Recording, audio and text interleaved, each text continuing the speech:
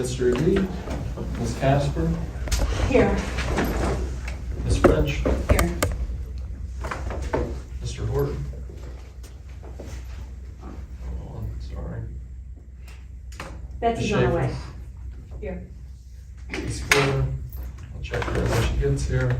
Mr. Heffield. Here. Ms. Manning. Mr. Sarge. Here. Mr. Vogel. Here. Dr. Whiteley. Here. Mr. Zink here. Can we get a motion to approve the agenda? So moved. Second. Any discussion? None. Ms. Schaefer. Yes. Ms. Casper. Yes. Ms. French. Yes. Mr. Hatfield. Yes. Mr. Sarge. Yes. Mr. Vogel. Yes. Dr. Whiteley. Yes. Mr. Zink, yes. Can we get a motion to approve the amended October 25th, 2024 meeting minutes and the November 7th, 2024 meeting minutes? So moved. Second. Thank you. And for the discussion of this, that was, I forgot to change Christina from from here to absent. And so that was what the amendment was for October 25th. Any other discussion? Ms. Schaefer? Yes. Ms. Casper? Yes. Ms. French? Yes. Mr. Hatfield? Yes. Mr. Sarge? Yes. Mr. Vogel? Yes. Dr. Whiteley? Mr. Zink, yes. And we are good to go now. Ms. Fuller, yes. I'm checking you in at 1:10. Said she's on her way. Okay. And good to go. Sorry, I was just making sure. We're at number 4. I was counting my We're board good. members. I was like, I'm just making sure. Yeah, we're good. Make sure we got quorum. So we're gonna start a couple things, just so, recap of our recent board, retreats that we had on Thursday, because facilities were kind of part of that as well. We talked a little bit about, the, construction manager at risk and the owner's rep piece. I would say we took a step in that we agreed that there is a construction manager at risk needed. I think we are still talking about when that would come into play. Looking at the 5-year forecast, understanding the bond issue pieces, so that's not quite been solidified. But I think we all agree that that construction manager at risk piece will definitely be part of the equation, and that timeline that you had provided last meeting was helpful, just to kind of keep that front and center about how that adjusts, how early you bring them on, how that adjusts. But I still think we're grappling as a team with kind of that levy and the bond and that coming first. We also talked about, again, configuration, talking about engaging the community on that configuration and what that's gonna look like. But the $1 million question really before we can do that is about busing. And again, I think it's just really important to say, I think a lot of people assume that when you talk about a 9 through 12 campus, that busing decision has been made. It has not. We are still looking at the various scenarios of what it would mean to bus all, to bus none, or to bus even maybe like a grade level or two. You know, what if we bus freshmen and sophomores? We're still working through that, and we know that that is an answer that we have to come up with to be able to really go and engage the community, because that's gonna be a question from our stakeholders. So I think, but another piece of that, which is number 4, is that OFCC update. Making sure that we kind of work through some of those pieces. So OFCC, just for my own clarity and kind of all of us here, just having talked through, if we go with the OFC funds, and I know we've talked about this, but I just want to make sure we're all hearing the same information at different times. You can take their fundage for pieces of that, and anything we want to do in addition is privately funded. Is that accurate? Are there any areas where we can't do that? Like, is there anything where they would go, no, you have to take it, or you don't get all of our portion, or anything like that? It's kind of, this is what we'll give you, and if you want above and beyond that, you fund the icing on the cake. Okay. Yeah, the only thing is, you can't go under. So like if you went and said, okay, well, I know that your standard is 900 square foot classroom, but we want 700. Can't do that. You know, Gotta meet even their though that's, minimum. right, Okay. they'll say, no, that's a minimum. But if you say, we want terrazzo in our classrooms, they'll say, okay, well, that's above our standard. If you want to pay for that, fine. Okay. And I know we've talked about that share of about, 68-32. Is that, where ours is in phases, how will that look? So the way that works is, once you have your master plan, you've gotten all the way through and had your master plan approved, in the first segment or first project that you do that's over $1 million, that you get approved and funded, move forward with, that is when that number locks in. So the first time we get the Forever. master plan approved for anything that's over $1 million? Yeah, once we go through the process with the OCC and they approve our master plan, then whatever segment we want to do of that plan, as long as it's $1 million or more, once we get that done, then that's when it's locked in, when you commit to And that. Chris, do we have to have all phases up front, or can it be phase one, phase two? You can Okay. segment however we However want. we want to. So if you get this big pie here, you can cut off little pieces at a time, or half pieces, or it's really up to the district to decide how it's phased out and what segments are important. They would like to know how we would like to segment those, part of their understanding when we submit everything to them. They would like to back, what parts do you think you're gonna segment first, second, third? Or there's no segments in three. So that should be known to them as well, so they can help with the process that. we'll discuss. Can I ask a Yeah. question on that? Let's say we lock in the plan, we do the million, because we can do the $1 million project on the plan without asking for money, correct? We have our own funds. If we, contributed, okay, yes. so let's say we do that, we do the $1 million plan, we've locked in the 32% or whatever it is and starts the clock with our number, and then the bond doesn't pass. We still stayed locked in because we've done that first $1 million. But we would also have to reapply every year though. Yeah, you I mean, we still, once the million's in, we're locked, but every year, once a year, we would still have start to apply to for ELF every year. reapply that ELP yearly. But the ELF percentage can change, or did we just No. reapply and it stays Reapply the for same? approval. Just- So it's more just a, for procedural that we have to do. Procedural, is it's make one drop. Keep it changes. rolling. Yeah, so say, we still want to participate in the program, we still anticipate doing these segments, we haven't passed a bond, we couldn't figure it out, but we still want to participate, so. But that locked in at $1 million thing that we do, that 32% or whatever it is. Right, it's gotta be part of the already approved plan. Right, But you have to have an approved master plan. right. Through the OFCC before you can do that, any piece of that pie. Right. So you have to get through that. And according to this, option 1, 2, or 3, it looks like all of them have that approval sometime late spring to summer of 2025. I've actually today got more detailed plans or schedules that we will review after talking with the OFCC. There's some things that you can share, and they've shifted around a little bit, and we've added a little more detail into them, but in But- general, those schedules that we had were, Yes, no matter what schedule we go with, the OCC is sort of set Oh, in so- their Yeah. plan. And so if we do that though, with the architectural drawings we have now, if they approve that, it's basically a square footage and an overall design, we would still have latitude of how we reallocated space, or would we have to go with these designs that we are currently working from? We're not submitting complete designs of the buildings, we're giving, hey, we're gonna add additions on, we need this much square footage. Okay, And that, so really, from the OC start, you get all that approved up front, then they come back and we do the actual design. They'll look at the drawings and make sure it matches. You have enough square footage, you have this kind of HVAC, you have this kind of lighting as it's in our manual. So they go back and do that checks and balance, do that design process with the architect. So they make sure that you're adhering to it and not trying to say, oh, we asked for this, but we're gonna do this. Right. For clarification, I just thought of this with my little comment I made. Even once we pass the bond, at that point, do we still have to do procedurally board approved participating in ELP until we receive the money from ELP?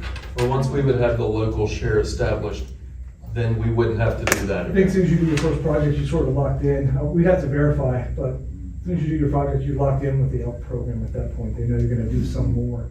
Okay, because yeah, you'd hate to procedurally miss that. That was gonna be is there ever a delay on their money?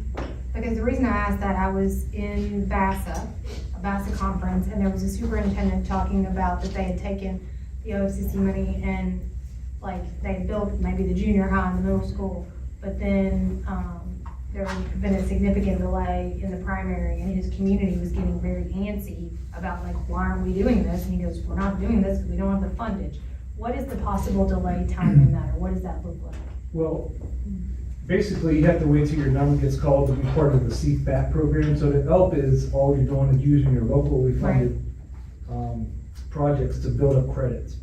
And it could be several years before your actual number comes up through CFAP, where you get the actual share later. So that's where you go, okay, whatever phases we want to do, basically be locally funded.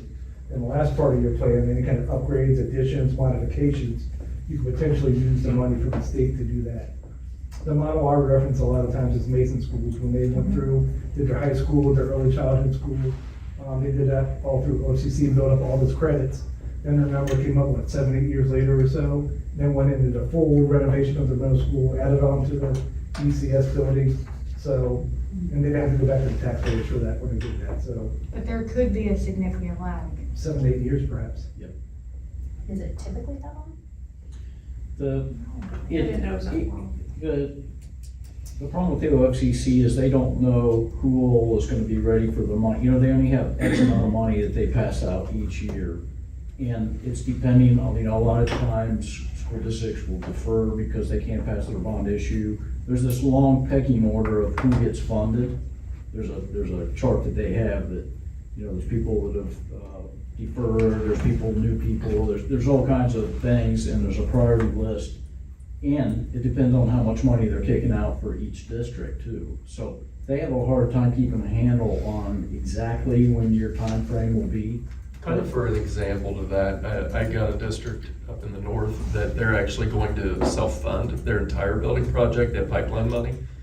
And they're going to finance it, but they're going to self-fund it, they're not going to ask the taxpayers. And because of the way this November election had went, they now have to get their general funded funding in place quicker, because so many people that had bonds on didn't get those bonds passed as anticipated. So that pushed them up to, they're getting their money. They thought it wasn't going to be till next year, but now it's going to be now. So now they have to get that in and ready to go. So yeah, there is something to do with it. But traditionally, we're not anticipating the entire plan to be done in 5 years anyway, correct? Isn't this more of a 10-year timeline for the last phase? I believe from what I had gathered throughout this process, that from the time we had the bond passed and everything was ready to roll, we would anticipate getting our money from the state sometime around that 10-year line. I mean, Which, but that's just that state portion to us. right. And the third part of the phase, which now I can't even remember, it's been so long. What's the third part of the phase? It's not, That's and- the upgrades. Yeah, the second part of the phase is where the buildings are being built. The first part of the phase is the high school. Okay, so the third part is the Bringing all other bringing buildings everybody up up to to OFCC par, code. yes. And again, when your number's called, you can go back and ask for a modification. So maybe there's been some changes that we thought we needed 4, but now we need a 5th building for some reason. You got your money, you can modify your plan, you can use those funds for that 5th building perhaps, and upgrade. So you can go back and modify your plan once it's approved if circumstances change. But you still just gotta work through that process. It's an ongoing dialogue with them. But yeah, it's not, from ELP to get ELP dollars, I don't think that's gonna be a quick process to get that, but the majority of the building stuff and building movement to put in that grade band, I believe that would be covered in phase 1 too. So now do we beg the question? But if you look at it, The OFCC, do we? But if you look at the timing, when a lot of our buildings are, like the Wyandottes and Devers, those buildings are at the time we get that money, they're gonna have to go through some major upgrades, so not going back to the taxpayers to get that, or going, burning out our PI fund or other things. Right. There'll be benefits to that. The high schools will need some major updates as well, because they're getting close to, 30 years now? So, over the next 10 years, we're gonna need some major updates for some of their systems as well. So, and be able to use that money from the state instead of burning through our PI would be very helpful. So there's definitely benefit, it's just, it's So that we wait and don't- see game that you just don't know. So while we're doing the additions for phase one in the high schools, we won't do any of the upgrading. That's what I just asked, I said that won't be part of that? Maybe some minor stuff here and there, but for the most part, our systems are working right now, you know? So we've already done some upgrades to like chillers and some boilers and stuff like that, and. There's more forthcoming. I mean, I actually got a quote on a new chiller for East High, because it's due, because there's 2 in each building, but then we just had to replace one 2 years ago at West High. And then we have one that's sort of going down. Timing wise, do we believe we'll have all this approved? Because I'm assuming that would be a part of their facility plan that we would have, and that could be pushing that $1 million mark. Would we have all this stuff approved, ready to go for when that happens, so that we would hit our qualification? But chillers have to be $1 million. No, but you add on, you could for You could do a lot. roofing. You could do a lot of stuff at West Front, or when in high school, say we're gonna do a chiller, plus roof, plus this. Yeah, Now so you're in. yes, and that would be already finished, and it's Normal maintenance essentially stuff that we would normal have. PI money that's Right. being spent on that. And. So it's not gonna be a stretch. It's not gonna be like a stretch for us to reach to get the $1 million. Oh, no. I It's some wouldn't think so. natural upkeep Oh, I stuff that would would think get that us would there. be easy, yeah. But that's not until we do the back and forth and they've locked us in. Because right now, we're not locked in yet. You're not locked Yeah, in. okay. Yeah, and, this ratio right now, the 68-32 is for FY '25, so they'll go through the spring, through the next this fiscal year, so we're locked in at that. If we get something before that, it will change again, so by the time we get on the ballot and get the project done, that number may change. That's what we know right now. The good thing is we've ticked up just a point or so Yeah. every year. So in another year, maybe we're at 67-33. We'll take it. And hopefully not the other way, That's since they're having probably- budget, they're saying they're having budget challenges, that's my concern with all the crying up there right now that it's, budget shortfalls, I'm worried. The other way. Right, so, And this is probably me being late to the conversation. Did we look at what it would cost millage-wise to fund it ourselves? Is that even feasible? I'm just asking. I'm not saying I think it's a good idea, I'm just asking. For us to fund, Like, if we didn't take the OFCC money, if it was all locally funded, do we know what kind of levy or what kind of millage would needed? to I do don't that? think we looked at that, just because at the time, we felt like we were leaving a lot of money on the I table. got you. well, I think, But There's no- then we have more of a say. I don't think, yeah, I just I wonder. think whatever we want to do, if we think we need additions and stuff, it doesn't really matter if we partner with OSCC or not. If you don't partner with them, you never get that money in the Right. future, but you've done all this work. But if you do partner with them, now you get this opportunity to get it. So the millage wouldn't change, I don't think. Hypothetically, Right, the millage that we were looking at would get us all the way through phase 2, with phase 3 being those building upgrades, which if you upgrades. didn't It's everything but participate, phase then that would be I a got you. back Addition. to the taxpayer in That's what that I'm phase asking. 3. Okay. Right. Okay. Yeah, you're looking at somewhere with the drop, somewhere in the neighborhood, with the drop in today, somewhere in the neighborhood of 4, with 2 mills dropping. So net increase Out of the somewhere around. LCC, you'd have to go back to the ballot professionally. Yeah. right. Or charge 6 up front, because it basically, if they're not funding a third of it, and right now it's 4, you would need to go to 6, which again would equate to 4 once the 2 mills drops off, that's on the ballot right, or on the books right now. Right, so, Many ways to skin the cat. Yes. yeah, but I just think from a millage standpoint, it wouldn't change based on the plans that we know right now. Right, so basically, it would prevent maybe a future ask if you want to participate with the OFCC right now. Since we're doing the work. Yeah, because I've also had the bank side look into, based around what we're forecasting the values to do, based on some of the assumptions we have, what that would then also look like to that financing number. And right now, it's right around 5% is where you're going to get the rates locked in.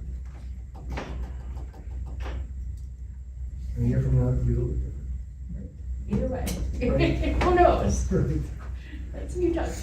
Is there a money tree somewhere? Just shake it. Anything else we can do here? No, I think it's more understanding, I wanna look at that timeline for what we would need, when we would need to be ready, Yeah. you know what I mean? Yeah, To make some decisions, because I think that's gonna impact our community engagement piece. Yeah, we'll go through those schedules in a minute, but we just want to cover a few things. We did have a conference call with the OCC. And I don't know if we want to read through each one of these or not, but, if there's anything specific that stands out to you, a couple things, just, things that we looked at were like planes and each freshman were two different, they had two different enrollment sizes, and the high schools were the same, but the middle schools were different. We're just trying to shore that up and change that up, little things like that. Let's see, anything else that's big that we need to understand? We talked about like, Independence and Cherokee being in that orange area now as far as the percentage to rebuild versus, what they would do is we'd have to submit that paperwork to have them come out and take a look at it, and then do basically a on-site review of that. They would take into account any work we've done, any kind of roofs or chillers or stuff to relook at that.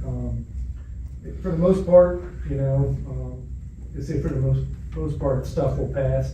Say, to get that variant or that waiver, things that would stick out, if you had ADA issues or things that weren't, very good from a long-term instructional standpoint, that may say no on the waiver, but just from our understanding of those buildings, I don't see any reason why we couldn't get a waiver. We want to keep both Cherokee and Independence and New Mix, based on what we know right now. And Ridge Junior. And Ridge Junior, right. But they'll come out and do that assessment. Yeah, it's a fairly simple process. Basically, they bring their guys out, they walk through, probably with Chris and some of us. and, Right. They go back and do a staff recommendation, and then it goes to the whole department, the OFCC department, and then there's an approval or a disapproval there. But I agree with Chris, I don't see any issues with getting the variance on those buildings. I mean, if they were 1923, multi-level. The old union building with all kinds of multi-levels and problems. stuff like that, we may have an issue with, but. These are pretty good shape buildings. Can I, as I try to read through some of these questions and comments, there's a whole lot of acronyms, which I appreciate is how everyone speaks, but could we perhaps have a directory of acronyms that we keep a running tally of, or else put on these sheets? Maybe I should know what they are, but I'm not sure what POR, SD, or DD reviews are. Who will do the POR, SD, and DD reviews? SD and DD. Yeah. So, like, there's a lot of inside speak in this document. Yeah, we can put together a list of acronyms. That'd be great. POR is Program of Requirements. That's the first step in kind of the planning of your buildings. SD is Schematic Design. DD is Design Development. And then there's CD, which is Construction Documents. And all those are steps and phases that you have to go through in the planning process. They have to be submitted to the OFCC for approval at each one of those steps as you go through the process. We get a little glossary of that. Yeah. We'll add that to the minutes, all this stuff in PDF, like always. And We'll add that in. RPC? What's an RPC? That is And the, RPC is assigned. that is the OFCC's representative for your project. Okay. What's POR again? Program of requirement. Thank you. 108. Now we know how people feel when we speak acronyms for education. IEPs and the 504s and the, yeah, and the PBISs and the, yeah. Mhm. Thank you. I think the only other thing on this piece is, I don't think we've ever talked about, the preschool at all. We've always just looked at maybe being a preschool for us, but looking at the OCC's funding of that and what the requirements are. So we'd have to decide, if we think we'll have enough students to include this in the mix for the funding piece or not. Well, if we're 13 students shy according to that answer number 10, it seems like we need to find a way to Well, we just get gotta to understand what's required, 350 kids. what's required by the state though. Not all those kids in our preschool program are required by the state, right? Gotcha. But yeah, So- regardless, it seems like we've got to figure a way, because that would be. I don't think it's particularly an issue because there again, I'm guessing the work that would happen in that building is way, way down the road anyway. Because we did a major update of that building in 2008 when we went through our last master plan. So just a couple rules so you know, the OFCC will only co-fund buildings that have 350 students or more. So unfortunately, that preschool number at 337, you're very slightly under. So that would kick it out of funding. And the other thing to know is they'll only fund pre-K students that have the special needs or you're required to educate through the state program. So if you have extra preschool kids that are filling in classes and that, they will not count those towards their funding mechanism. So you cross that bridge when we get there. But I guess the question that I do have with this one slide that I have here, and it's in your booklets, is the OFCC did prepare two master plans, and they're both very, very similar. They both have the additions to the high school, the additions to the middle schools, the new elementary schools. The only difference in them is the preschool or Liberty Early Childhood Center. I'm assuming you want to keep thinking of it as a preschool only. You do not want to, at this point, to start adding kindergartners in that building to raise that enrollment, do you? To me, we would have to do something like that if it's a difference between having our taxpayers pay all of it or our taxpayers pay 2/3 of it. It seems like it would be, there would be somebody that we could house there. Like maybe we put our half-day kindergarten program, if we want to keep a half-day for families in the district. I think we have to keep a half day by law, so. Yeah, so maybe we put the half-day kindergarten program. It seems like there's an opportunity. So I think those are options we can consider. So we're short 13 students. Okay, so To get to the 350, is that? Yes. I think there's well, we don't service a lot of preschool because we don't have capacity right now, so. Actually, we'd be short a whole lot more than that if they don't count the typical students, right? Correct. Correct. How much would the renovation be at that building? We have to look at what they went through. You know that plan with us here. It wouldn't be a lot for a while because we did it in 2008. Is that on there? No, I've got the other master plan. We'll bring that back and let you know. Yeah, I think it's easier to make a decision when we know But- what but a it- third of that Yeah, dollar but is. we'll get time to figure that out. The only reason that comes into play is if you load that building up and they co-fund it, the total master plan is $584 million. If you take it out and say, no, it's only preschool, and right now they're saying, well, it's too small, we won't co-fund it, then your master plan is $594 million. So there is a difference in the total master plan cost. There again, this isn't really gonna come into play till way down the road. So The when- reason this is more is because if you're not putting kindergartners into this building, then you're putting them somewhere else, which is causing you to build more square footage in other buildings. So that's why it's $10 million more if you don't put those kindergartners in there and make that part of the program. But that's kind of an interesting concept if we've talked about not having enough space in some of the other programs for growth. If you put them in from the purposes of OFCC into another building to get co-funding of that space, that would work for purposes of the plan, Correct. is what I'm hearing. Yes. So that seems like an opportunity for us to have the square footage we might need for other purposes in some of the other buildings. Perhaps. Perhaps. Yeah.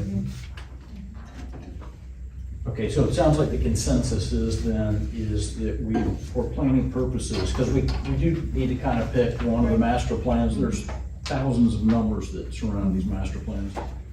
It sounds like we'll go ahead with the planning of getting it co-funded. So we'll say, yes, for now, we'll say, well, yes, we'll put some kindergartners in that building to get the numbers up so it can be co-funded.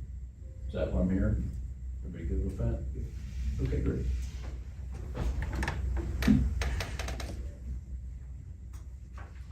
All right. Any questions about the questions? All right, Jim, we'll jump into the three schedule options, and again, this is a little bit of what we covered last time, but a little bit more detail. More We got to detail. go see maybe, yeah, I mean, Yep. Direct timing at the end. Do these replace what are in our binders, or is this an addition to what's in our binders? I'd leave what's in the binders and just keep building to the top. Yeah, so this is like an update from the last one, so. An update on the Can update? you send these as well, PDF? Yeah, yeah, for yeah. those? Yeah, I'll send everything. Perfect. Can we go back to that last thing? I guess I'm not sure that I am landing on the same place, which again, if others are, that's totally fine. Okay. I'm thinking again, until we know how much just the Liberty, your child, until we know how much just Liberty is for the renovations, I don't know if we do necessarily wanna make sure that we add people there to get up to their co-funding. Because what I heard is with the master plan option 2, which is slightly more expensive, you're then allocating space in those other buildings for those pre-K kids that would allow it to be part of OFCC, but then that would ensure that we do have enough room for a students with special needs classroom or an ELL classroom, whereas that's not necessarily allocated in a regular plan, having enough space for those things. So by kind of pushing the kids out for purposes of OFCC square footage planning, that would allow us to have a little breathing room in the buildings and have it be co-funded, and the cost potentially would be pretty small for when we then moved them back into Liberty and paid for them there. So is there a plan, I'm confused. I mean, So, I'm, so there a plan as to of have- now, we said Liberty's only gonna be a preschool only. yeah, So in order to get that co-funded, we need to have enough preschoolers that will qualify For as your- special right. ed funds, right? But- If we don't, we'd have to add kindergarten to that. or other students within that building that would qualify to raise it up to, that.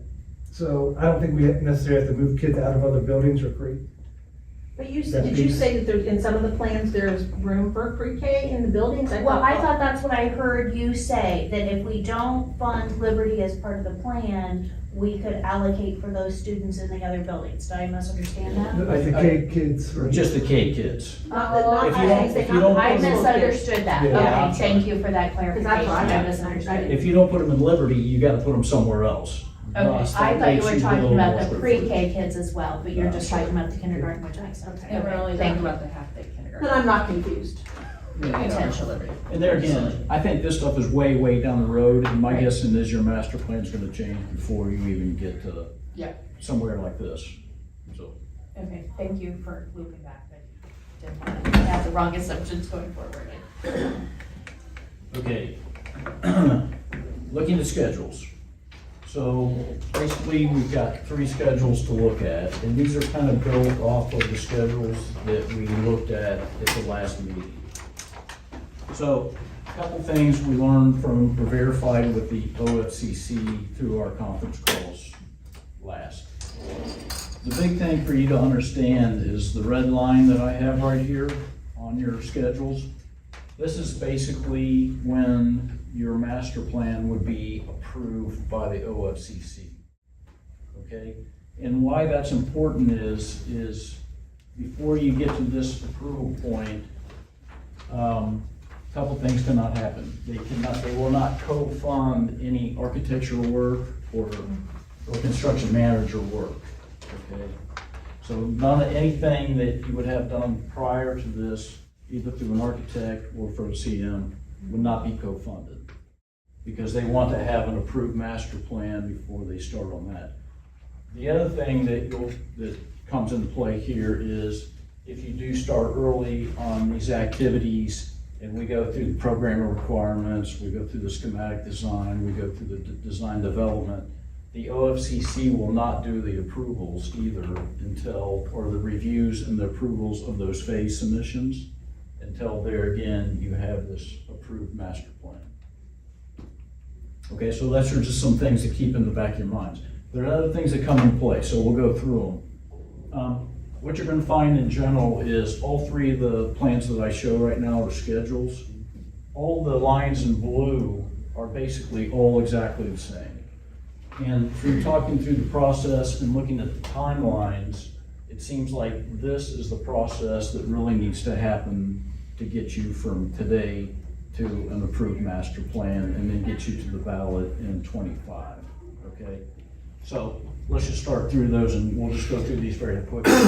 Update the building assessments, you've already done that. That's something that's been done, completed, we have those new assessments. The enrollment study, that was also completed, that's done. Approve the enrollment projections, that has been approved and done and set back. So those things were the baseline for the building on, and those things have all been taken care of. Test floor plans and site plans.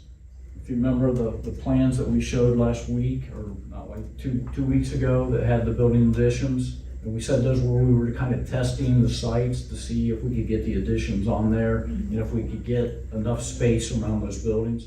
So that's basically what that is. We've been working on that for the last 3 months. That may continue out some more if we want to have some more discussion on that. But basically, we've tested those plans and site plans, and we think, yes, that we can get the square footage put on those buildings, and we can make it work that way. All right, so committee meetings, yes, we know we're doing these committee meetings. We have 2 more scheduled out in December currently, so we'll keep going down that process. So the next thing we think is important, of course, is to get to some community engagement. And we think timing on that should probably be maybe starting mid-January, and then maybe going about 2 months into mid-March. And I think, at least in our thoughts, there again, we'll need your input, but in our thoughts, we think it's important to start making sure the community understands what the master plan is, or what we're working towards, looking at maybe some of the phasing of the master plan, and then maybe even looking at some of the locations for the future elementary schools. So kind of laying that out and starting to gather some consensus, making sure people are on board as we're going through this process. And so you don't get all the way down the road, throw this out there, and then you get a lot of backlash or people don't understand or those kind of things. Yeah, I think Ashley talked about it last time. People want to see how's this going to impact me, or what's it going to be like. So I think understanding what the high school additions will be, that's pretty straightforward. The renovation of Plains and East Freshman, I think people will have their heads around that. But then when we get to the 4 elementary buildings, the parents will go, okay, where are they going to be? How big are they going to be? That type of thing. So I think going into some early planning, coming up here, looking at, if we're going to look at those 10 buildings that are going away, maybe we don't have to identify which sites we want to go right now, but sort of rank the sites on what sites would meet the requirements. So if you look at Adena, it's tucked away back there. That could be the best location, perhaps, but that sort of puts things together to rank it and give it a score. So we go through each site, then we can score each site based on its merits. Then we can use that to help determine what's the best fit for the building to support the community moving forward. So it's not to say that we're gonna not consider anything and just do these, but sort of have a system where we go through each of the 10 sites, the pros and cons to each, what makes sense. We can have some community input on those, what makes sense from that. Because they want to see, we're talking about the new high schools, where they're gonna be. Is it gonna be in my backyard? Some people like that, some people don't. Right, new buildings, some people like it, close to them, some people don't. I like highways. Yeah. Right, so I think getting to that level of detail and share with the community, I think it's gonna be helpful, because I think we'll get too many questions if we don't get that level of detail when we start this community engagement process, so. So we should plan that stuff out before January, yeah. Yeah, I think at the next meeting, Jim and I talked about trying to look at a grading scale, for the first pass of those 10 sites and what makes sense, and give some pros and cons and start to weigh that out. And we'll take the initial one, we'll all go through, grade it ourselves and give additional input. And that could be a baseline for us to consider Just to consider. moving forward, what makes sense. Is that something, that's not something we'd have to do in a meeting, that's something that we could all do like a homework project on our own? Or would we all take a group trip to the sites to fill out these rank sheets? Because I could see where that would be important for all members to do. Well, I think maybe having the next meeting, having something there we can go by and say, here's the criteria we want to use. Walk that Or there first, are we're other all things we looking want through the to same talk lens. through. Then if we need to do a site visit, go, okay, let's see this, how this plays out. Okay. We can do that. We can always use overheads and We can bring information on how many acres are there, some of the major issues, Greg would know, kind of site circulation and that kind of thing. And we look at the size of the building, we can almost do like we did with the additions. Okay, you place this building on here, how would it sit on that site? You know, just a general square footage with circulation for buses and parents and. Does that sound reasonable? You know, because I think as we talked about with our traffic folks, like the sooner rather than later that we have that, the better off we're gonna be to make sure that we've just thought through all the nuances of the traffic piece and what the city might have to do. Because another thing with that I would be interested in knowing is what's the best practice for a district our size, acreage to keep for future planning? You know, growth, all that, because, Right? you know, we don't necessarily want to keep too much, but we definitely don't want to keep too little, you know, we just want to be just right. Well, and The three little bears. the fact that you have to think about what you don't keep, what we do. There's a Because maintenance you have to it, get the there's a- Charter school first, so you demolish, you know. We need to understand that as what we're doing. Okay. Yeah, I didn't know if there was is something like that architects and people talk about, or OFCC's talked about, of just kind of what should you maintain inventory wise? So if we could get more information on that as well, that would be very helpful. I think that'd be part of your whole site assessment. Yeah. For that, yeah. Okay, so, community engagement, and then, as we talked about the variances, there again, the 2/3 rule with, Cherokee Independence and Ridge Junior. We've got a line item on there. There again, this could take anywhere from a month and a half, maybe only a week, but we're plugging in basically a week and a half here to make sure they have time to get out on the site and review and go back and do their thing, so. A month and a half, I'm sorry. All right, a big one here is the board master plan approval. Okay, so what we're showing here is basically, we're given about a month and a half for everybody to make sure everybody's on board with the master plan, but at some point, you're gonna have to do a board action before this is submitted to the OFCC, and it really starts the process off. Okay, so there again, this is important. We'll get through the community engagement here, so you'll have information there. We'll make sure that we get the variances on the 3 buildings. So you'll have all that information, or when you go to a board action, you should have everything and be comfortable that the master plan's good, all the ducks are on the road, and everything's ready to roll. Okay, so the OFC review and approvals, there again, this is basically a 3-month process, and they say they do take that long to get it accomplished. It basically goes through 3 reviews. First, the OFCC staff does a review of the entire master plan, and that's just a couple people within the OFCC office. Once they've gone through it all, they take it to the OFCC department, which is kind of all the planners and all the people in there. They review it, look at it. If they're all good with it, then it goes to the controlling board. And the controlling board then spends about a month and they do a review of it. And then if they approve it at one of their meetings, they will issue out a approval.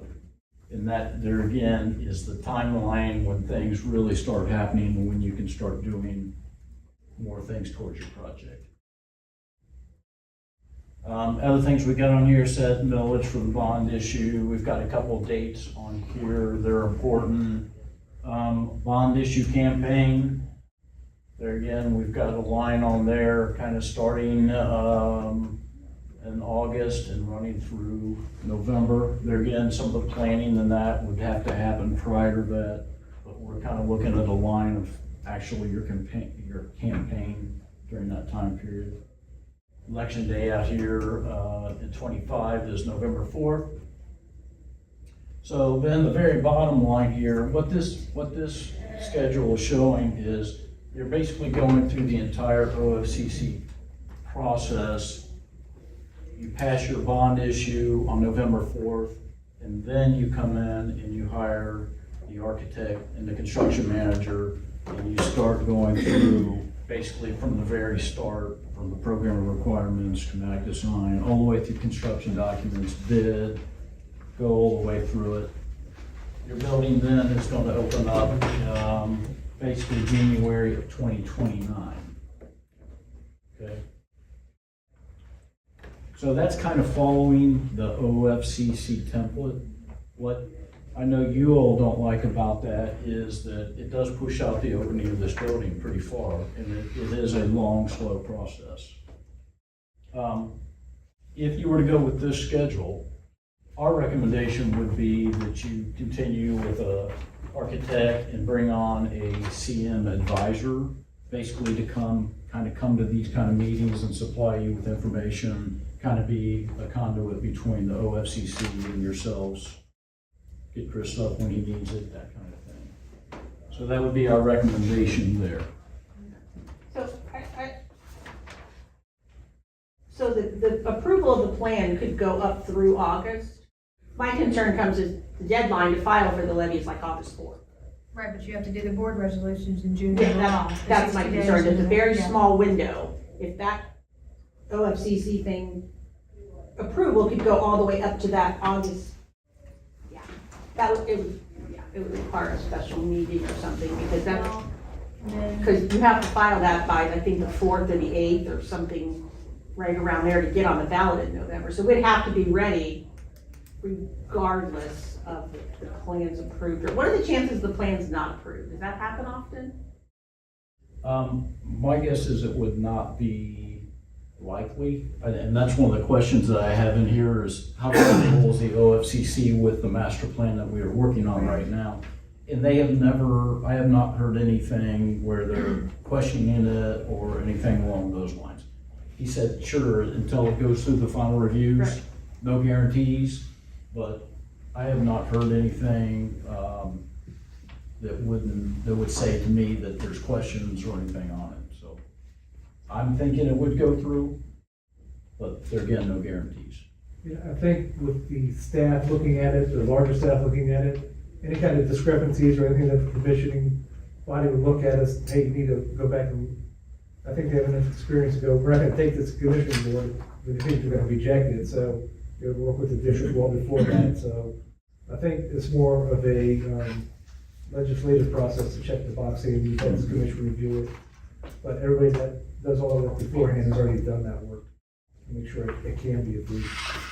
But again, it takes one person on the commission to go, I don't like this, but, How many people is on that commission that approves? Like approximately? When I look at, Any one of these timelines here in front of us. I'm worried about the capacity, I don't know if that's the right word, the capacity of the community for intake. And what I mean by that is, we're talking about potentially, and all of this can shift, I'm just putting it out on the coconuts on the table, right, that we got going on. In the spring, we're talking about strategic planning, we're talking about engaging a community in master facilities. Come in the fall, you've got a levy, you've got board seats open, like, there comes a point where all the community hears is noise, right? They don't know what the narrative is, right? You're like, wait, am I supposed to be paying attention to the master facilities or the strategic plan? Or, like, we might have to really think really smart about the timing of what is the priority, because otherwise I think it's gonna get lost. And I think we're gonna potentially divide our stakeholders into like, well, I'm picking the strategic plan and I'm picking knowledge of the master facilities. I'm afraid we're just gonna diffuse the stakeholder group, dilute it so much that nobody's gonna have clarity. So we might need to really talk about, again, we might have to talk about our timeline for the strategic plan, because I don't want that to get lost in the same time as master facilities. And nobody have real, they're not the same, but you could get really muddy really quickly. But that would defer the strategic plan for a year essentially, because that Well- doesn't give you time until next winter, Um, once this process is over. I think maybe if we could at least get to, well, I say that, I don't wanna wait a year, I think a year is a long time. But I also think, if you could at least get the engaging of the community on master facilities, and there's pros and cons, right? I mean, you can be engaging in a community while you're talking about a levy because there's excitement and there's programming and there's newness. But again, you could have the same problem if people are kind of like, where am I looking, you know? Or is it that we can't implement a strategic plan without a facilities plan? That's all basically one big.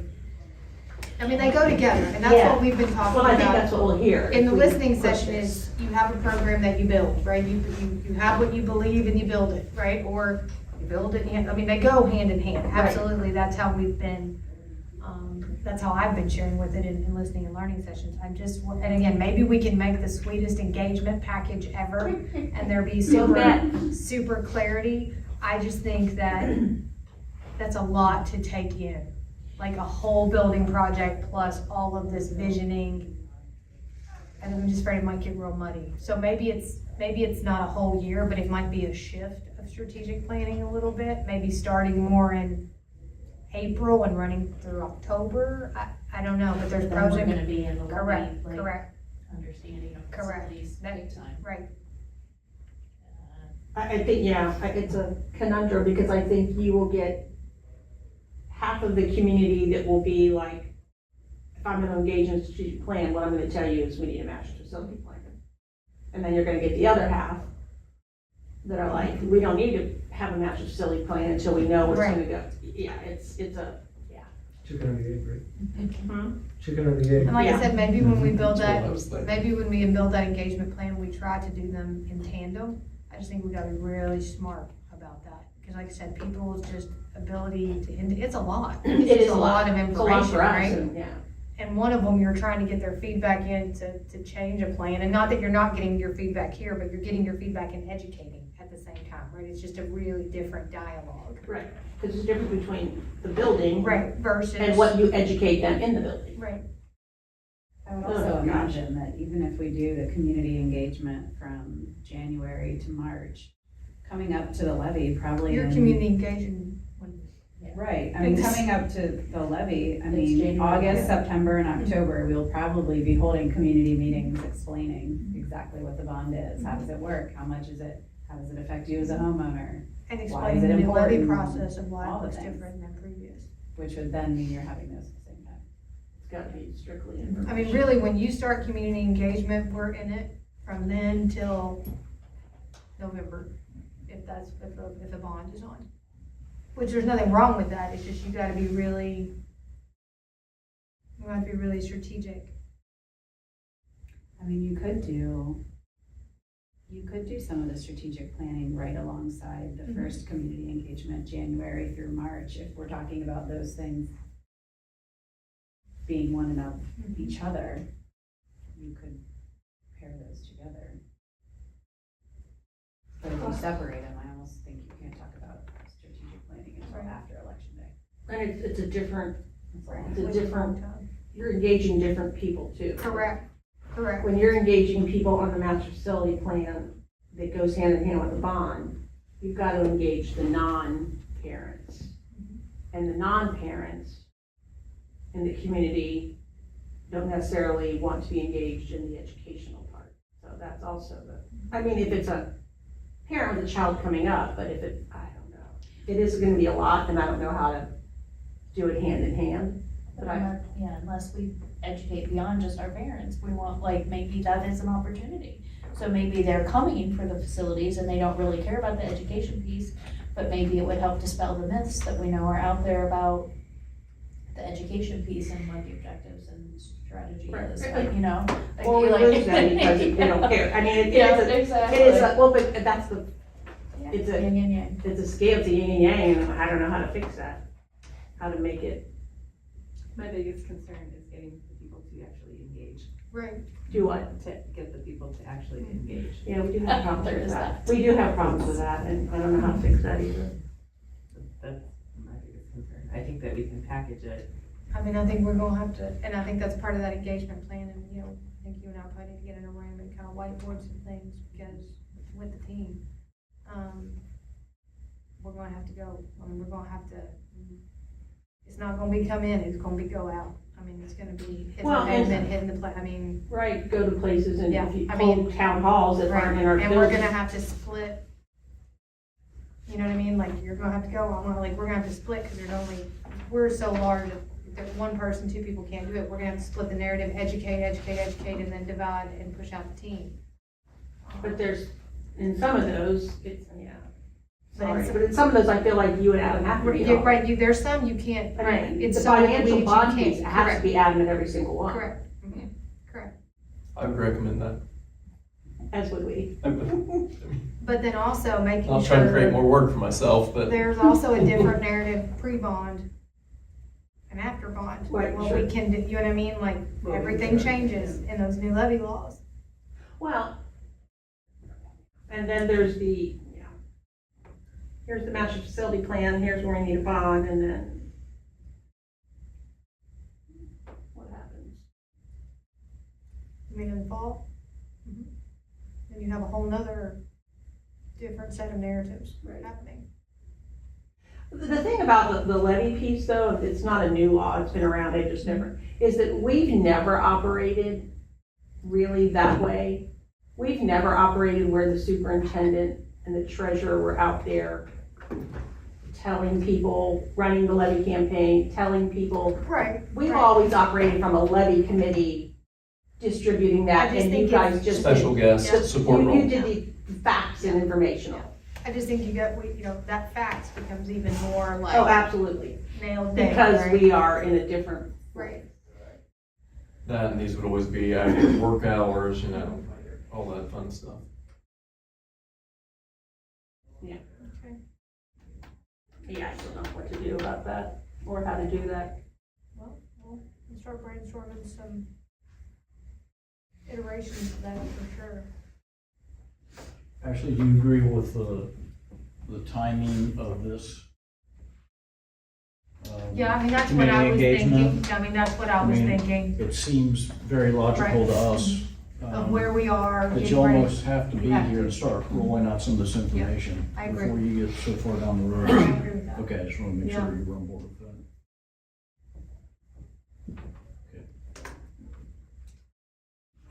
You want to look at the next one, or is there more discussion around this? Yeah, I'm ready for the next one. Just a couple of things to point out, just so everybody knows, the positive about this plan is that you don't really have to hire an architect or a construction manager until you pass your bond issue. your bond. So there again, there's no risk of upfront money or anything Is like that that. the second plan? That's the same plan. This is the same plan, I haven't hit the button yet. Okay, so we're, okay, Yeah. I turned the page. Like, I'm so, Yeah. don't try to So confuse this me, one's after Jim. bond issue. I'm confused enough. After bond issue. There you go. Okay, next one. All right, so this one is kind of a middle step. So this one is showing, all the blue lines stay exactly the same. That process is really the same on all three schedules. We don't even need to talk about that. The real difference here is that if you want to get a jump start and try to get into your building a little bit sooner, you could hire an architect and a construction manager right after the OFCC does the approval of your master plan. And there again, if you notice, that's on the red line, so everything on that side of the red line then could be co-funded and you would get your 32% on that work that would happen. With this one, we would still advise that you have maybe an architect and a CM advisor there again come to these meetings and just help you along till you get to this point.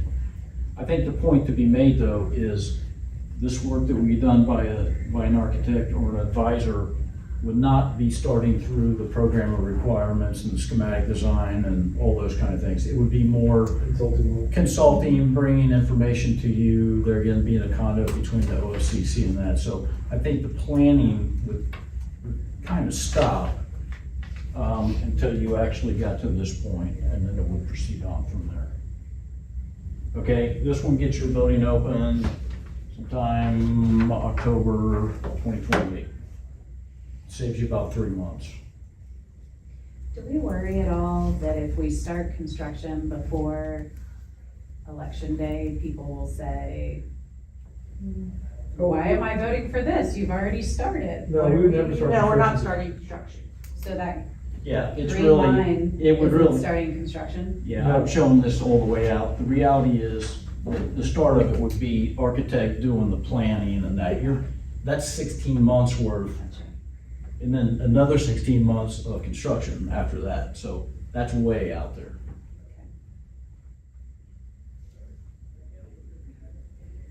Okay, so the risk to the district would be, is if you hired the architect here and they started down with services and you got to here, and for some reason you did not pass on November 4th, that there would be the risk of those fees. Okay, everybody good with that one? Everybody understand? Okay, the last one is, this is the schedule that's basically as fast as you can go schedule. Again, blue lines all stay the same. This one though, we're showing, go ahead and hire the architect and the construction manager as fast as you can. We're saying mid-December, could happen of this year. And you start and you go as fast as you can. Of course, the advantage is that you can get your building open about a year earlier. So that's the advantage of the plan. Of course, the disadvantage is there again, this is the stuff would not be co-funded, this work from the OFCC. And also we cannot get phase reviews done during this time. So all that would have to come and they'd be piled up kind of at that point after the red line. Okay. All right. Financially, how does it work? Go to the next page. Just some information for you to know. So if you figure 2%, we're thinking inflation is somewhere between 2 and 3%, or that's what, of course, everybody's shooting for. So if you look at that per month, you can see what I got broken down per month, what it costs. The estimated first phase, which is the addition to the high schools, is about $133 million. You take $133 million times the 0.007, it's about $250,000 per month that inflation is going up as you go. Which is a ton of money. Yeah, it's a lot of money. It's a shocker. It really is. Per month. Per month. Dang. Or $133 million on 3% per month is like $332,000 a month. I mean, again, it's a lot, but when you look at it in comparison to the cost of the project, it's 2% or 3% of the project. I mean, it's, Not nearly it's as just our costly. numbers It's are- all- No, 100%, 100%. Our numbers are just big. I mean, nobody wants to see that go up, but. Yeah. To swing and miss would be much more than $3 million. Yeah. So I think the point that we're trying to show here is that there, our examples all showed starting an architect early on, you're putting some money at risk, but the reality is you are saving some on the back end then. So you can look at it, there again, you'd have to balance out the risk and reward on the whole process. The reality is this is kind of, down here is kind of the baseline. The reality is if you go with the safest schedule, the building would cost, about $2.2 million to $3 million more than it would on the expedited schedule with that inflation factor in there. So again, just something to think about as you think about the entire package and how all the pieces and parts come together. well, and to me, from a practical standpoint, 1 and 2 aren't that much different because it's Right. very challenging to move during the middle of the year, especially with the magnitude of this move. So to me, it's like the difference is really between 1 and 3 because from a practicality standpoint, I personally don't feel like 2 See buys the the value, same so thing. you don't see the value. Yeah. You got like 3 months different. Yeah. Move in So- March would be for the next school year, most likely. Yeah, Yeah. so it's the matter of 1 to 3 to see if you wanna try to do it for the beginning of the 29-30 school year, or if you're gonna have to wait until the 30-31 school year. Gosh, Yeah. yeah. I don't know if we can absorb that. So many kids. so many kids. Good problem to have, but. So, I mean, I will say for me personally, when I hear 30-31, like, that's really tough to wait that long. So having 3, again, maybe softened a bit, because I do think that gives us like a couple months to play with. I think maybe you want that in there just for delays that are not controllable. But you would wanna be in there for that. 30-31 for what? If you're not getting into the building until 1 of 29. 29:30. Oh, yeah, sorry, you're right. So it would be 28-29 versus 29-30. So, yeah, sorry, I was wrong. Well, I already thought on these schedules, if you have any inclination to go with the accelerated schedule, our recommendation would be go as fast as you can. Get somebody on and get the process going. Don't mess around and lose 3 or 4 months. And then you're behind already. You're not seeing the advantages Right, you're then. not So maximizing the if you're gonna do it, you ought to do it fast, because there again, unfortunately, $250,000 is like a lot, if you look at it that way. And those aren't So now exact we're numbers. in March and there's 2 months left in school. You're not moving No, in you're not moving in March until the anyway. next school year. That's what We Joe would was wait. saying. That's a challenge. Yeah. So basically be moving in. You're be moving in August December. of Right. 28. Yes. We get it done, but we just Fiscal have some time to 29 move in and, Gives you a little bit of wiggle room. yeah, it to- gives you a little cushion, If things Prevent are, things from behind. About 5 months now. because it's not gonna go perfectly according to that plan. There's gonna be some hiccups along the way.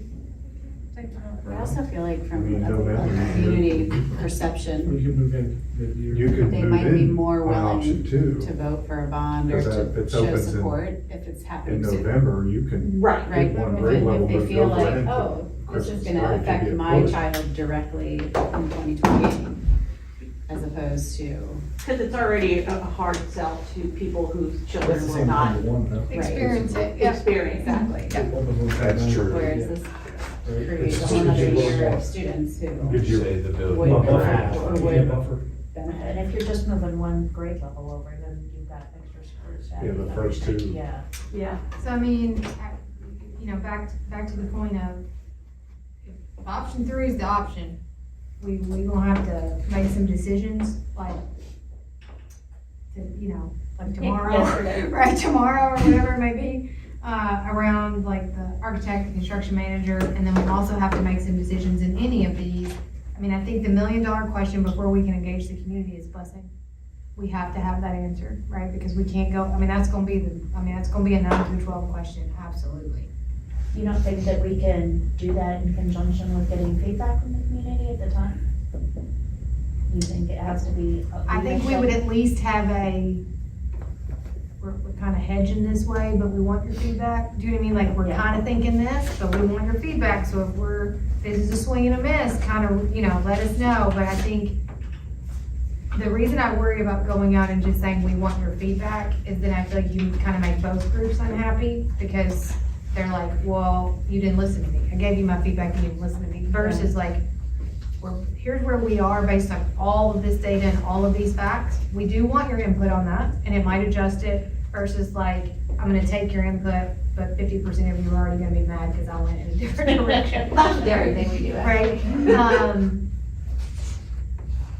Because I think it's really about the data driving the decisions, right? We have to look at that financial savings or the customer service or the programming, all that stuff we talked about, and say, what do we as the educational entity think is the best road? And I think we're gonna have to sell the heck out of that, wherever we land.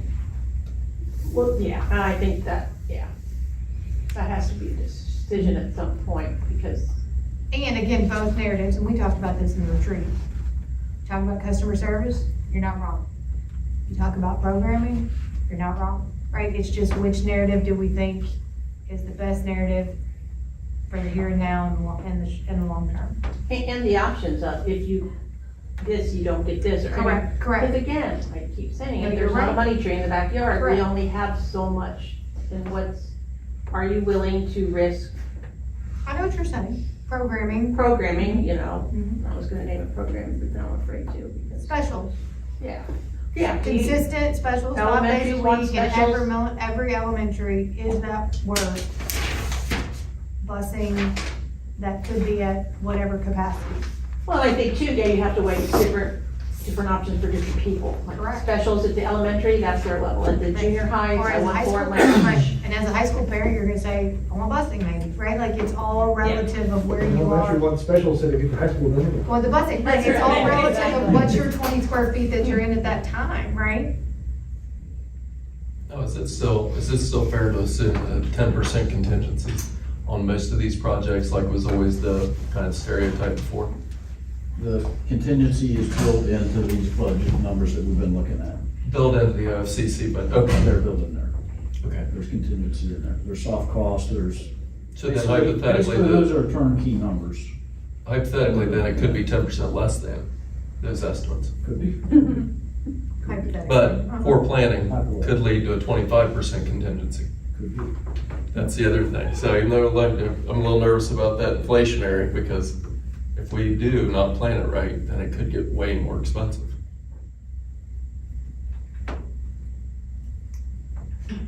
You mean like $3.3 million or something? No, add another zero, like 30.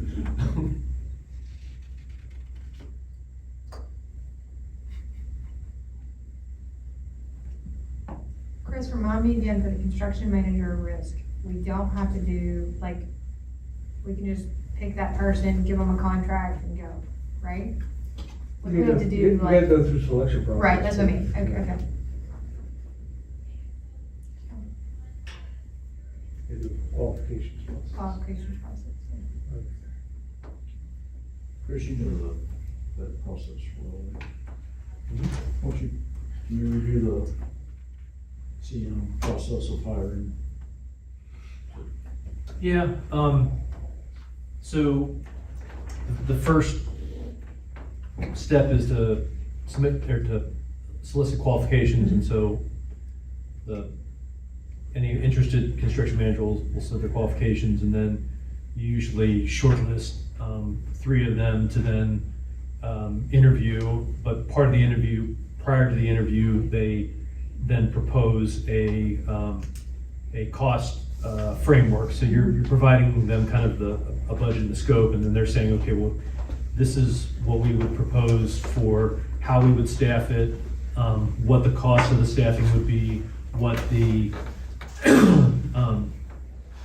Pre-design services. the pre-design, what the pre-design services would cost, and then for construction, what essentially their markups would be. So their markups include a CM contingency, so that's a contingency that's specifically for their work, and then also a profit, basically their profit, their markup. And those, so that cost structure data, along with their personnel data, you can use to evaluate between multiple entities. So you interview the 3 and you determine, or you evaluate what you like about who they are and how they present, but also what the cost implications are, and you make a total best selection based on that. It doesn't have to be the lowest cost. But yeah, it gives you the ability to choose who you want to work with without having to pick the lowest, the absolute lowest cost, but you go into it kind of knowing. And typically in that scenario, you're picking the person or the entity. You're only obligated for the pre-construction, and you go through that, and if for some reason through pre-construction you don't like them anymore, you can let them go, pay them for pre-construction, you can hire somebody else. But generally, I've never seen that happen. Generally, you would keep them on for the construction.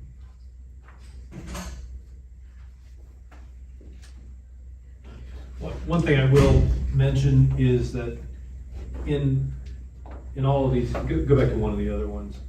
Go back to one. Yeah, it doesn't matter. So like the architect CM selection is indicated here. That process of selecting architect or selecting CM is a multi-month process. By the time you put out a request for qualifications, you receive them, you interview, make a selection, the board approval. So that takes at least a month, usually 2 or 3 months. you could start that process a couple months in ahead and just have it lined up so that the day after election day, you award the contract and get going. If you don't, then all of that was just, so I think this kind of assumes that you're kind of ready to go, not that you're starting that process. And that would be the same on any of them. Of course, the one that has starting in December, I mean, you obviously just be starting the process in December because we're already a month ahead. Something else I'll just add, the blue bars, as Jim said, this is kind of the process that OFCC has kind of baked in, that if you're going for a November bond issue, they're gonna have their approval around July, and then they kind of work back from that, so that this is all kind of their standard process. Can this be expedited?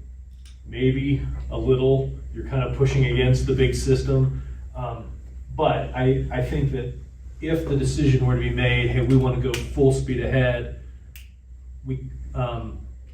you would need to make some decisions to get the architect going full speed ahead. So that would kind of expedite some of the decisions that would maybe allow the OFCC approval process to go a little quicker. So if that was your decision, this might be able to shift a month or two back, which could reduce the overlap a little bit. We don't want to promise that because this is kind of outside of our control and this is their standard process, but just.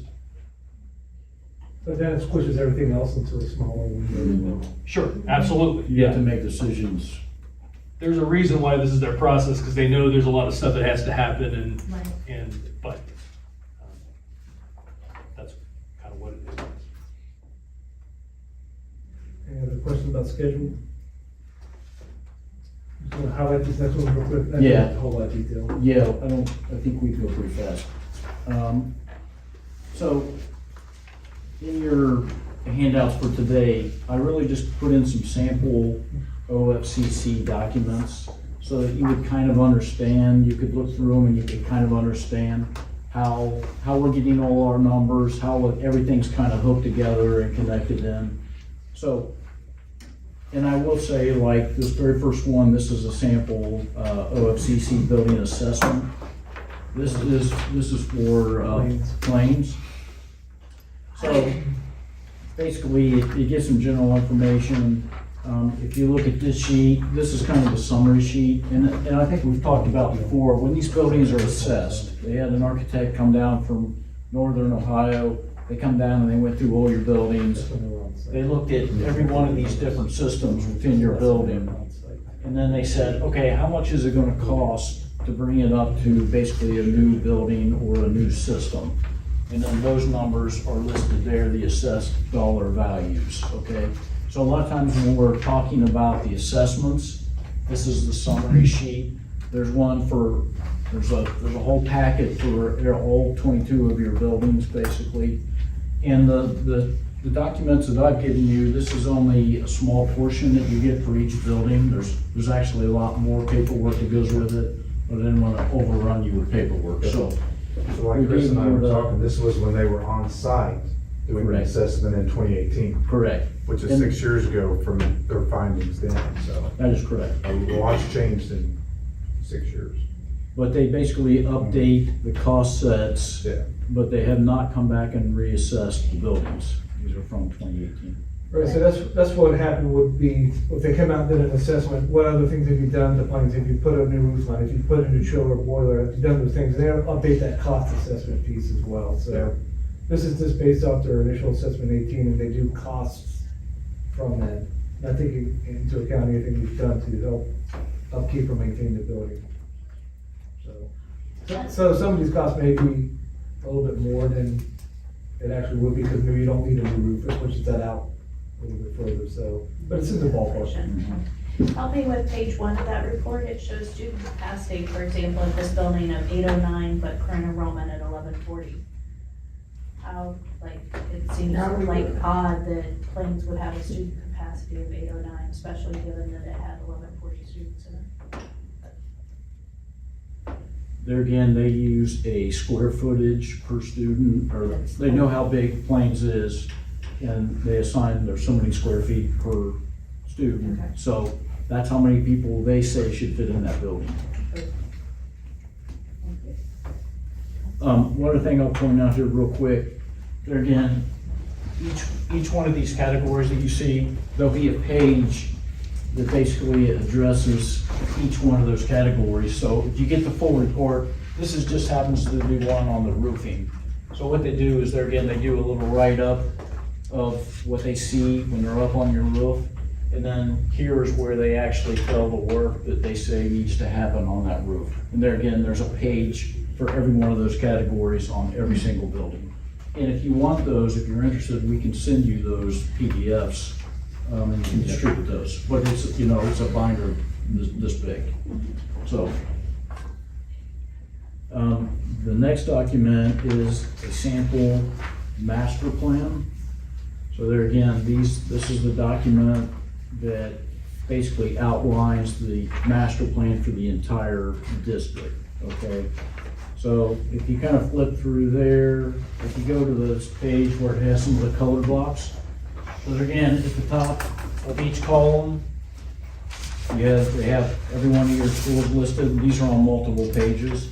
Anything that you see with a gray tonal work, that means they're either decommissioning or that building will be coming offline. Okay, so there'll be, if you look at the bottom of those columns, you see a lot of zeros most of the time, or sometimes we'll have demolition costs, so there'll be smaller type numbers. So when you look at the first one, it needs to be ungray. It does. This is the one That we just talked about, Right. and I'm showing the other one, so we'll get the other one put in there. Yeah, you could pick up there. But anyway, you can read down through these line items. I won't bore you with it. There's a lot of information in here. It tells about what the renovation cost is. It tells about what a replacement cost would be. It has stuff about abatement, demolition, all those type numbers are in there. You can read those, lots and lots of information. And then there's multiple pages of that. And then they also even had your proposed new buildings here.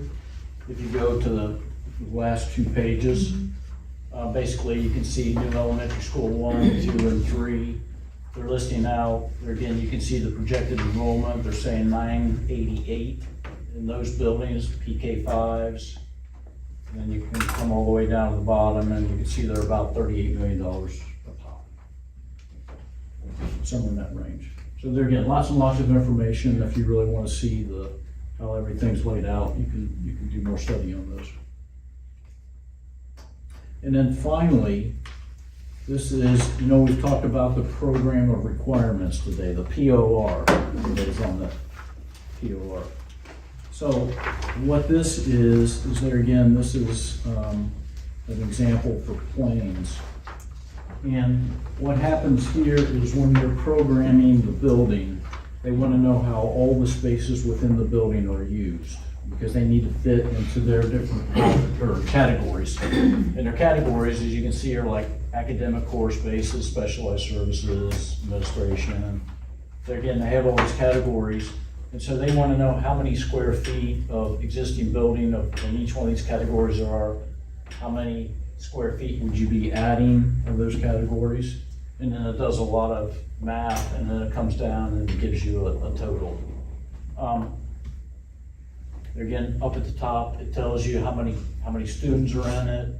It multiplies by how many square feet per student, and it gives you a total building square footage.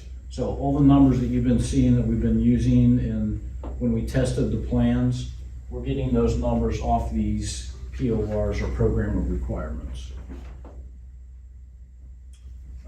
This is the second sheet of the POR. This answers a question that we had last week, actually. We were asking about how many students fit in each space, or how many classrooms you have to have for so many students and that kind of thing. The way the OFCC does it now is basically they just say they have a POR summary, and they have a space that's basically for academics, and it's chunked with classrooms, music rooms, technology, visual arts, a number of different things there. And they say in that building then, you know how many square feet the building is, you need to have 141,489 square feet of academic type space. Okay, so that's kind of how they define it. It's not how many classrooms do you need, it's how many square feet minimum do you have to provide in that building. Okay, and then another interesting thing that they have is under phys ed spaces, there's a maximum space. There again, what they don't want to have school districts doing is building 12 gyms and 3 wrestling rooms and only 5 classrooms. So there's a minimum education space and a maximum PE space. And there again, all these numbers are automated through their spreadsheets. Actually works very well. And then there again, lots of paperwork that's filled out. This is for, there again, one of the categories is the core academic worksheet. And there again, this is when you go in and there's a column for existing middle school square footage.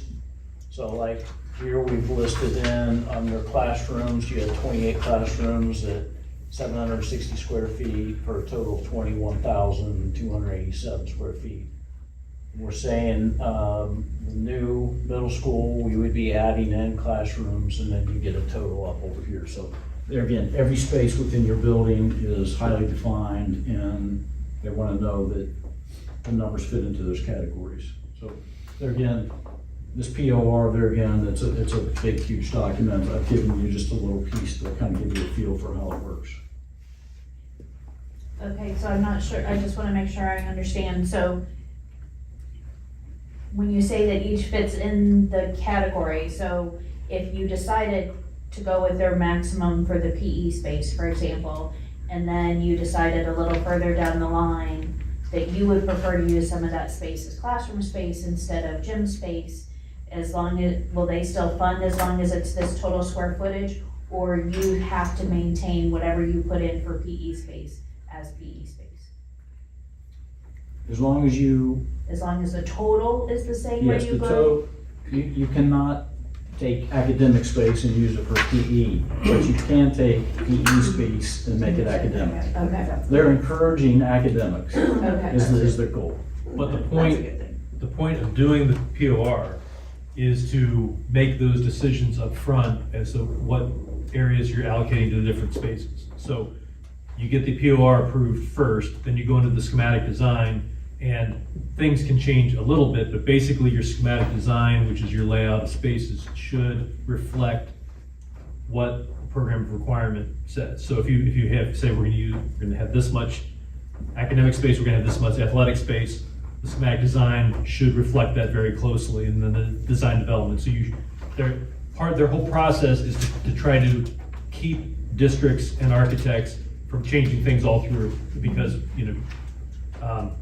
To have as much forethought on the front end that you. Yes. It's a building Yes. process. get it set up. So to your question of, can you change it? Well, you can, but once you make the decision, move on, you can't make radical changes from it, because then they'll be like that, no, that's not in accordance with the program requirements that you already approved. But I guess just as we continue to look at how educational space is evolving, and today, buildings have cafeterias, in the future, they may not. Say we go with this, we do the design as stated, 5 years from now, we decide, we're going to a completely decentralized cafeteria and we're gonna use that space for something else. At that point, we would have the flexibility, this has already been built, we're done partnering with them on that building. It doesn't lock us in forever Oh, to you not can- yeah. have flexibility Once of it's how we built, use space. Yeah. you can change, you can do whatever you want. They They're basically not gonna sign pay off for on it. it and Yeah. it's yours. Yeah. Okay.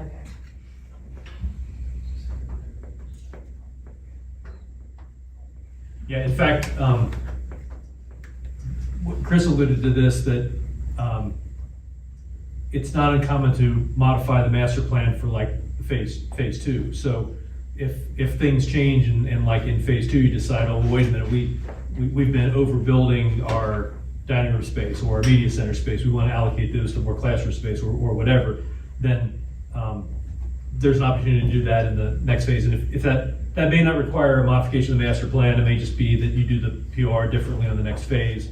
Or if it does, then you can look at modifying the master plan, but each phase gets locked in, and each piece gets locked in, and that's part of what you sign up for with the OFCC, which is, it's good and bad. It does force decisions to be made and to move forward in a logical way and not just keep changing decisions all through the process, which can delay things and cause. Costs money, more money. Yep. Every change order is more money. Built a house. So my last document in your packet for today is an AE, which is Architect and Engineer Scope of Services for K-12 projects. I put this in here just so so everybody would understand if you hire an architect for the program requirements or schematic design or design development.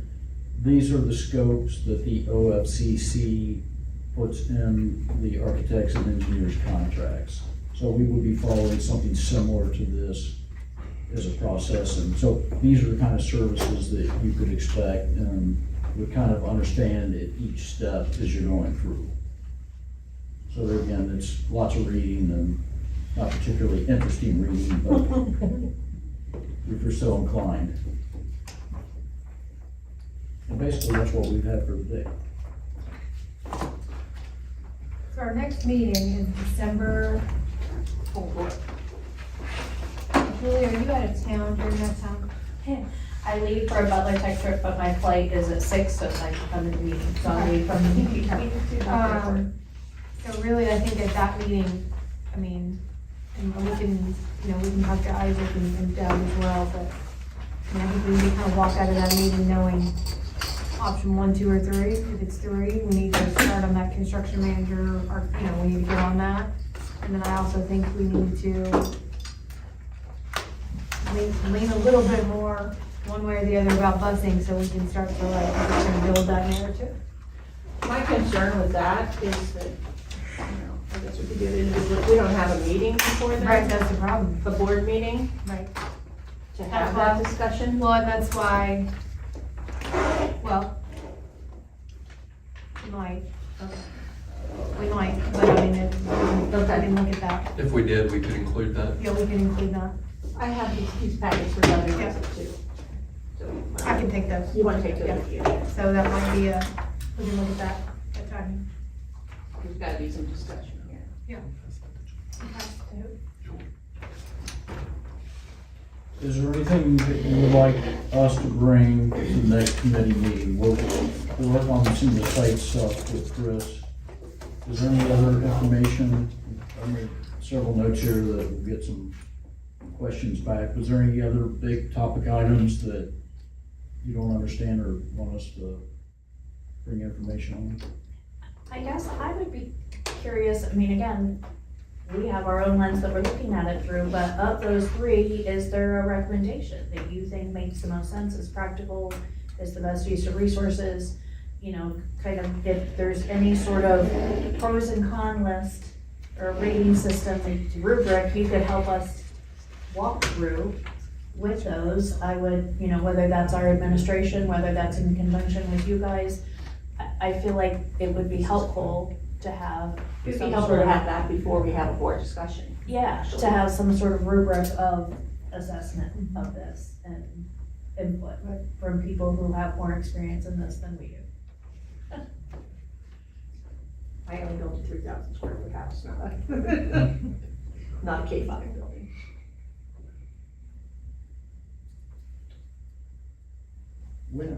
Yeah, so that. I mean, we could certainly put together a list of pluses and minuses that we see. Okay. Is that, Yeah. you'd like to see that? Okay, yeah, we can certainly do that for each one of the schedules.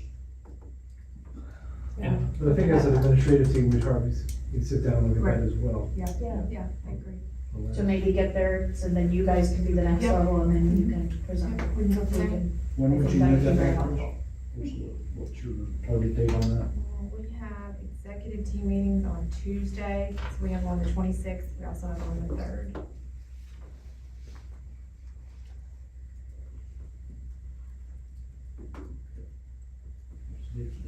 20. 20? I know, much like over. Probably, gotta get something next couple of days, right? Yeah. I think we get So some we need to quotes purchase one. down Correct. and get those over to you. Sounds good. Absolutely. And again, looking at the, Clarify that we are not decentralizing cafeterias right now. Oh, sorry. We are not currently decentralizing cafeterias. That's the least of It's our just- problems. We have an audience. Yeah, yes, we. Thank you. Sorry. Emails tomorrow, what a busing. Yeah, yes, I apologize. I just, like, again, things are just changing and people are looking at things differently. Currently, There, ODE audit as we speak, so yes. Yes. that's yes, On there is a, location. there was a school that presented at Capitol Conference that talked about how they did that, so it was just kind of a, that's probably why it came top of mind to me, so I apologize.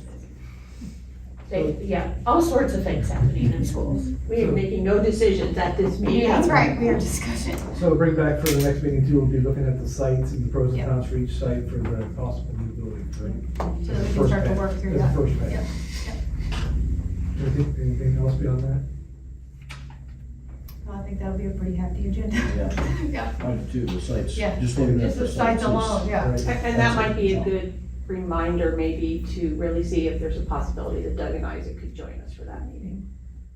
I do think, We're all fine. Doug will be Isaac there, said- I think, Isaac would not commit, but maybe Isaac he did not would if he commit, knew but, that. yeah, If he knew the scope of it. Yeah, Doug's out of town, I know he couldn't get this one, but I think he's gonna be. he's at all others, yeah. It's, yeah, if we can get, see if Isaac can get it, Okay. because like, there's a lot of decisions that will semi be made and.